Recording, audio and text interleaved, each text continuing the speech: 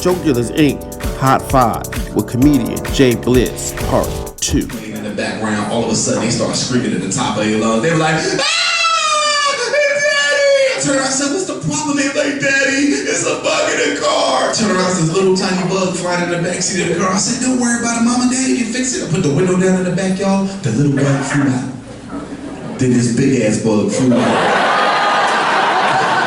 They lost their mind. They were like, "Ah!" They was screaming. They was kicking the back of my seat. I said, "Hey, stop screaming and shut up. Shut up and sit down. Big boy. Shut up." Turn around and put the windows up in the back. I said, "Now look, either y'all gonna kill this bug or the bug gonna kill y'all." Yo, they fucked that bug up, man. How y'all get out of the damn seatbelt that fast? That's crazy as hell. Put the knife down. Like, yo, what was that? Tell me that more, because that's the stuff I live for. I would think it would be, it might be a couple of them, but I think one of the ones that stick out in my mind is opening for Sinbad. Wow. At the African American Film Festival in Winston-Salem, North Carolina. Wow. And that came about because my aunt knew somebody that knew somebody.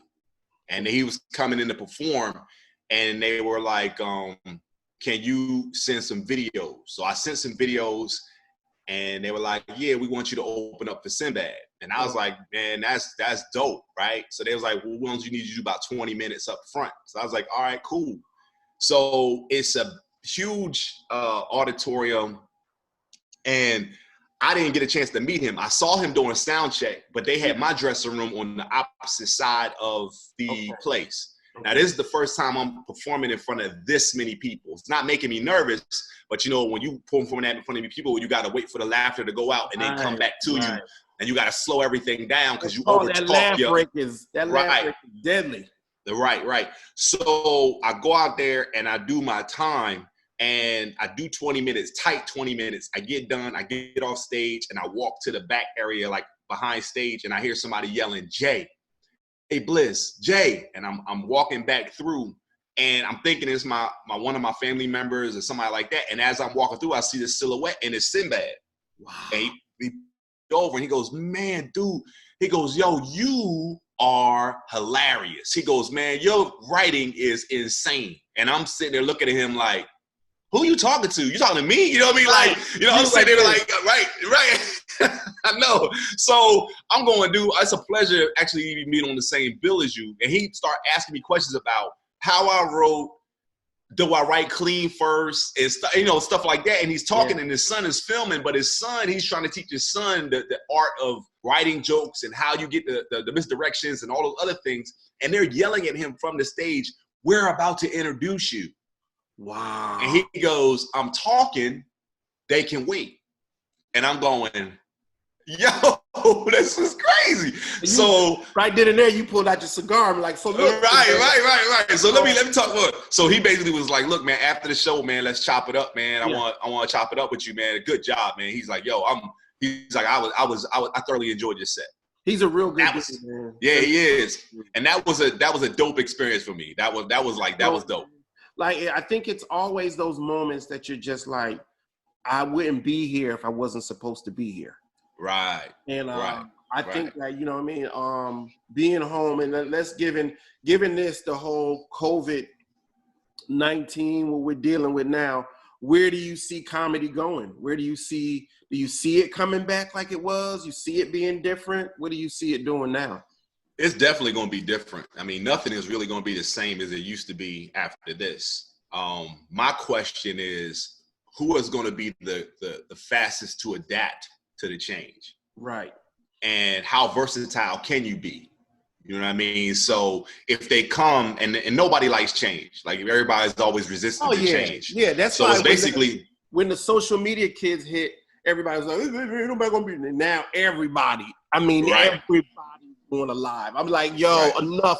I want to go on and just, if I could be Instagram, I would go on and be like, 'Hey, man, no more lives today.'" No more. Right. And so I feel like it's going to be different. I feel like once the norm presents itself, who's going to be the fastest to adapt, and who's going to be able to deal with it? wow, I think we built for it, you know, especially for the ones that have been doing comedy for a long time. Because what if you get back, what if you get back to the norm and they go, hey man, the average show is 25 people. And you go, all right, man, that's cool. You go, and you, right. And they go, right, and they go, man, I can't perform for only 25 people. I can't. I'm so. I'll be like, well, move over then. Let me go in here and rock these 25 people. Right. Because I mean, you know, that's gonna be the case when we first come back. Yeah. You know what I mean? It's not gonna be packed houses like we used to seeing and things like that. It's gonna be, you know, it's gonna be what it is, and they're gonna maybe guaranteed, clean, to the point, funny. And I always think my whole mindset is don't be the same person you were going in. I know, okay, this is what I say. Every time there's a break in my life, and I use this as a tool. Punchline closed when they were moving. It was 7 years. That was my jump to create Joke Dealers. I got the viral video for the teachers. I did the tour. All that stuff happened when my norm changed. Right. Now my norm is changing again. So now I'm rolling out content, production, doing interviews, all this other stuff to make more content, podcasts, doing all this other stuff. So all I can say, we adapt just like we adapt to the room.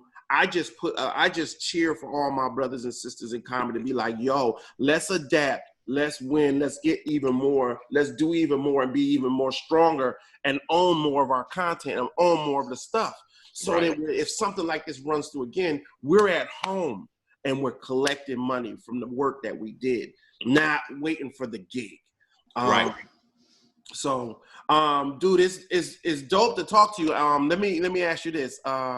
What is, I know that you're dealing with a lot now.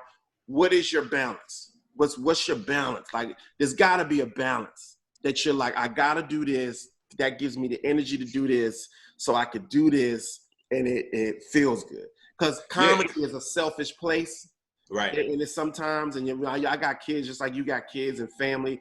And it's like, what is that balance where you're like, all right, I gotta do this time so then I don't feel as bad, even though you may get the check, but you don't feel as bad doing that. What is your balance?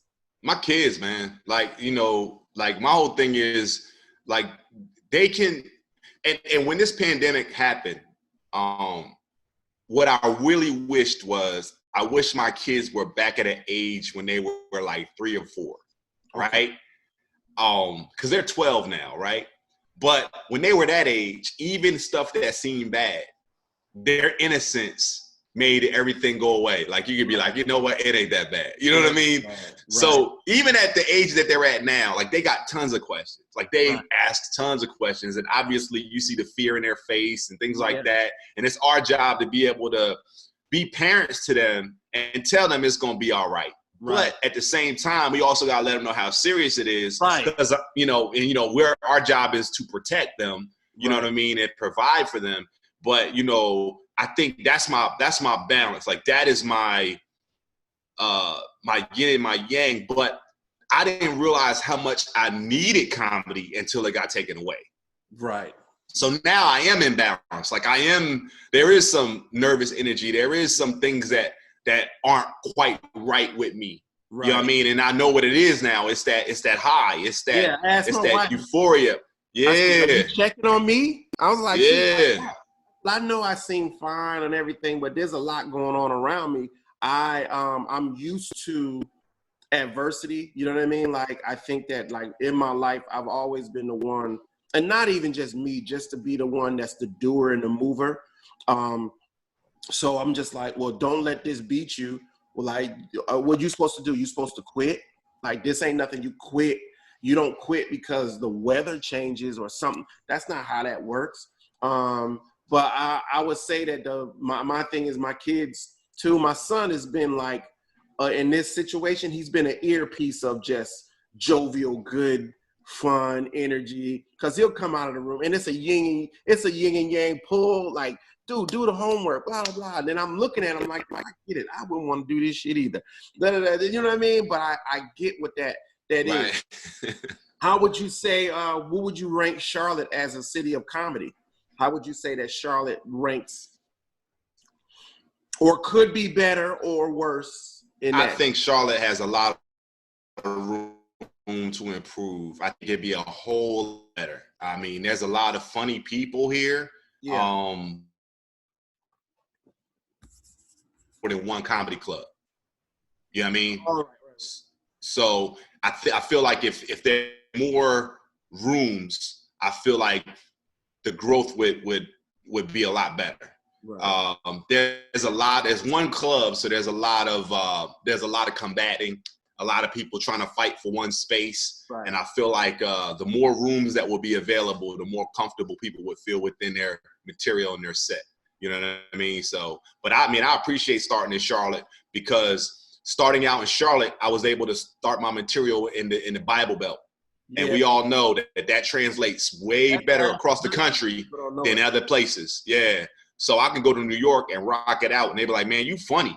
But I know a New York comedian can come down south and they won't laugh at anything they say. Right, yo, because it's regional. I think Atlanta, you're not as regional. Right. There's a lot, and then you can tell this conversation with you is just like, that you're a comedian. You're a stand-up. This is what you do because of the key stuff you've been saying in here. Like, if anybody was going to look at this interview and observe and they would listen, you're giving key points to how you start a comedy career. A lot of cats don't get like the structure that you need. Even when you're doing TV or you're doing social media structure, there's still a structure to all of it, which is the funny first and all this other stuff.